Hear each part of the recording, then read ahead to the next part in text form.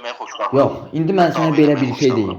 Mənim etiqadımdakı, mənim etiqadım, mən şiəyəm, sən sələfisən. Eşitsən qardaşım məni? Hə.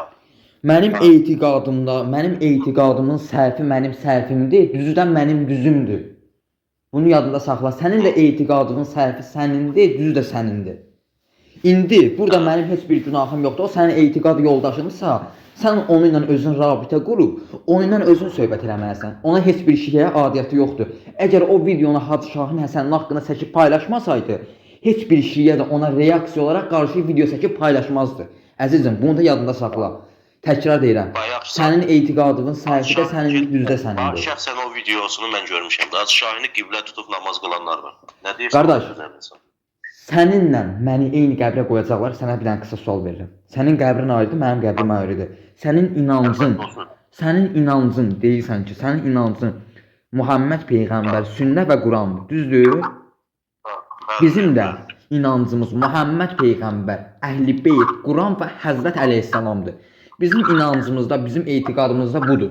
Əgər siz ona şirk baxırsınızsa, özünüz bilərsiniz. Bizdə də sizin etiqadda elə şeylər var ki, biz də ona şirk baxırıq. Yəni mən ona açıq-aşkar demirəm. Yaxşı, sizin etiqadınızda Kəbədə yaxşı, Quranda deyir ki, gedin İbrahim məqamının arxasında namaz qılın. Düzdür qardaşım? Necə? Quranda buyurur ki, İbrahim məqamının arxasında namaz qılın. Düzdür? Ümrədə olanda gedib İbrahim məqamının arxasında namaz qılırsan. Mən də qılıram, sən də qılırsan. Yaxşı, niyə Allah İbrahim məqamının arxasında namaz qılın deyə buyurub? Niyə deyibdi? Açıqlama səndən. Açıqlamanı mən sənə verim. Niyə? Çünki o da Allahın peyğəmbəri olub və o da övliyə olub. Və İbrahimin məqamının arxasında namaz qılırsansa, o da Allaha ibadətdir və o da namaz da Allahla sən aranda olan rabitədir. İndi Hacı Şahini də biz sevirik. Azərbaycanın %95% bilirsən ki, şiyyədir. 5% əhli sünnədir. İçində şafiylər də var, sələfilər də var, digər etiqadlardan da var. O 5% çıxdı. Bu 95% şiyyədirsə, 95%-in 93%-i Hacı Şahini seviblər. Hacı Şahini sevmək səbəbimiz. Əhl-i Beyti bizə düzgün təbliğ edib. Düzdür, bax, bizim saray mollaları var ki, biz onları rədd edirik, şiyyə də olsa. Niyə? Çünki Əhl-i Beytin haqqını qoyub, Quran-ı Kərimi qoyub, Muhammed Peyğəmbəri qoyub, bəzi insanların sözlərini minbərdə mövzu edirlər. Biz də onları rədd edirik, həm də saray mollaları rədd edirik. Hacı Şahin isə elə bir şəxs olmayıb. Haqqı bərqərar edib. Hacı Şahin əhl-i sünnə ilə bir yerdə dayanıb namaz qılıb. Əhl-i sünnə ilə bizim qardaş olmağımızı qısaca bildirib, vəhdət qurmağımızı bildirib. Amma digərləri bildirmir.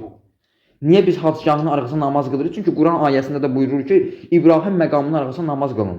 Biz də İbrahimdən sonra da, deyək ki, Muhammed Peyğəmbər, Həzrət Əleyhisselamdan sonra da bizə etiqadı gözəl tanıdan Hacı Şahin olur. Və onun yeri də Allahın izinə cənnətdir. Biz də sevirik gedib Hacı Şahinin məzarının önündə bir rükət və ya iki rükət namaz qılaq. Bunun heç bir eybi yoxdur. İstər Hacı Şahinin yanında olsun, istər yolun ortasında olsun, istər məsciddə olsun. Namazı qılınma saatı, zamanı fərqi yoxdur və ya yerinin fərqi yoxdur. Çatdı qardaşım sənə. Yaxşısan. Yaxşı. Sən sənə belə bir sual verim. Sən harasa rayondan şəhərə yol getsən namaz vaxtında. Namazı sən qəzaya vermək istəyərsən, maşın çəkərsən qırağa, yolun bir qırağında təmiz yer tapıb dəst namazı alıb namazını qılarsan. Düzgündür qardaşım, düzdür? Yəni qibləyə tərəf bəli. Bəli. Orada Hacı Şahinin məzarının önündə və ya arxasında üzü qibləyə dayanıb namazı qılmağın bir eybi yoxdur.